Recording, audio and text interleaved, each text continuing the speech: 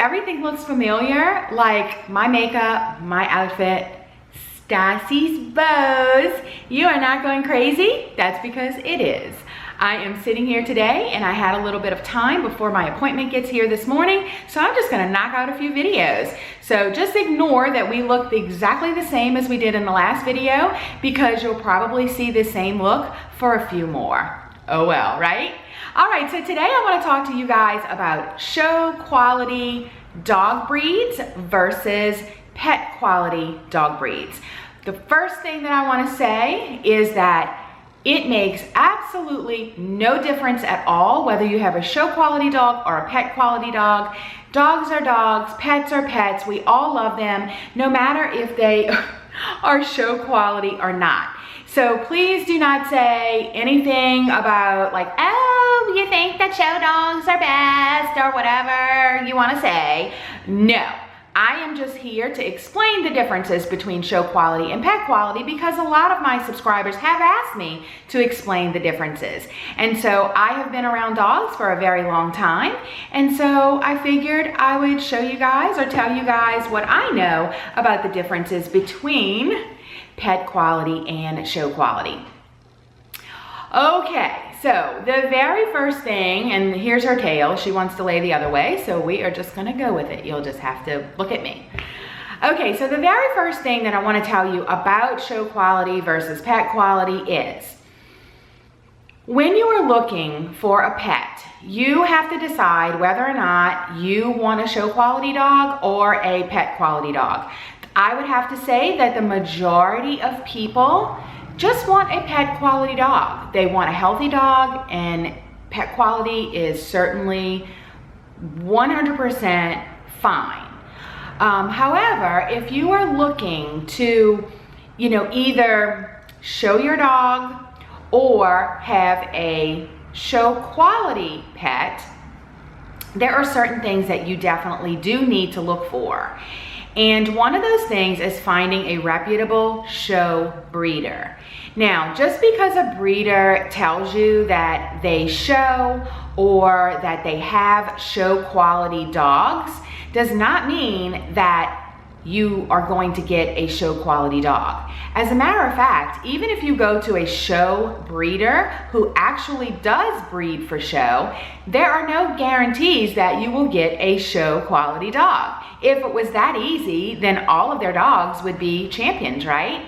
It doesn't happen that way. You can ask any show breeder, any good reputable breeder, when they have a litter of puppies, they will evaluate those puppies within that litter, and they could be from 2 champion dogs, and maybe 1 or 2 from that litter of 5 or 6 will be show quality. The rest will be pet quality. So there is definitely a need for people to get pet quality dogs, and I strongly urge everyone to go to a responsible breeder. Whether you want a pet quality or a show quality dog, getting from a responsible show breeder is going to get you the healthiest type of dog and a dog with a great temperament. And that's what my Stassi has. She has such a good temperament. She really does. And show breeders breed for that temperament. They breed for not only looks, but they breed for health, and they breed for temperament. So how do you know if you have a show quality dog? First of all, most show breeders do keep their show quality dogs. So they will keep them because a good breeder breeds to show. And the reason why they do that is because they want to, let me put her in the shot here to see if she can get in here. She keeps moving all around, but I forgot what I was saying. Anyway, show breeders breed for show because they want to evaluate their breeding stock against the AKC standard. Now, what is the AKC standard? Here in the United States, we have a dog registry called the AKC, which is the American Kennel Club. It is the main club for all purebred dogs in the United States. We also have a registry called the CKC in the United States. Now, this is different from the CKC in Canada. That is a reputable registry. But the CKC in the United States is not a reputable kennel. If you have a dog that has a registry with CKC, more than likely it is definitely a pet quality dog, because that means that that breeder did not go through the AKC, which is the main registry for purebred dogs in the United States. Now, the AKC has, for every single breed, they have a standard, meaning that it describes the dog, the purebred dog, in all of its entirety.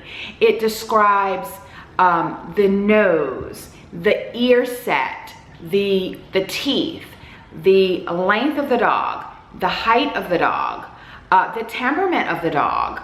It describes that purebred dog in detail, every little bit about that dog. And breeders who are breeding to the standard, to that same standard, they are going to try and get their dogs, their offspring, their puppies, as close to that standard as possible.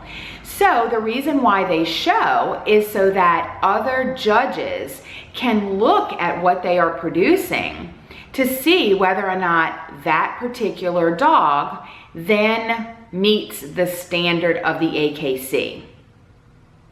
Now, not every puppy or dog that comes out of their litters is going to meet that standard. So the ones that meet closest to that standard are going to be your show quality dogs.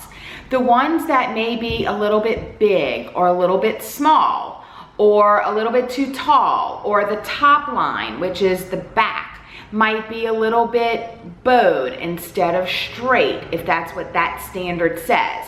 Those are all going to be your pet quality dogs. There's nothing wrong with them at all. It's just that they are not, quote unquote, exactly like the standard describes. So that would, make them a pet quality dog. Another thing is their bite. Sometimes you can have a show quality dog in looks, but if the bite says in the standard that it's supposed to be a level bite, and your dog or that particular dog or puppy has an undershot or an overshot, that could make them a pet quality dog.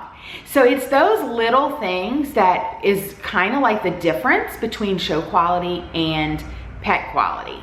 So make sure when you are looking for a dog, you look for the standard, read the standard, know the standard inside and out of the dog that you are interested in. So know that standard, because you're gonna wanna know what breed, depending on what breed you are looking for, what is the standard of weight? What are they supposed to weigh?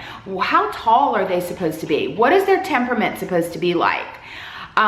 What is their bite supposed to be like? A bulldog, an English bulldog's bite in their standard is totally different from a Cavalier King Charles Spaniel's bite in their standard. What is common for an English bulldog and what is in their standard is that they are undershot. But that undershotness in a Cavalier King Charles Spaniel would definitely disqualify them from being shown. Therefore, they would not be show quality because they wouldn't meet the standard of that dog. Also, be very, very, very aware of any words that are not in the standard, such as teacup, imperial, like for Shih Tzus, imperial, royal, pocket. I already said teacup, that's a big one, with Maltese, Yorkies, poodles. If you have breeders that are using those words, teacup, imperial, royal, whatever other expletive word they want to use to describe their dogs, that is a big red flag, because that means that they are not breeding to the standard. Because guess what? Nowhere in the Shih Tzu standard does it mention imperial. Nowhere. So, and nowhere in the Yorkie standard does it mention teacup.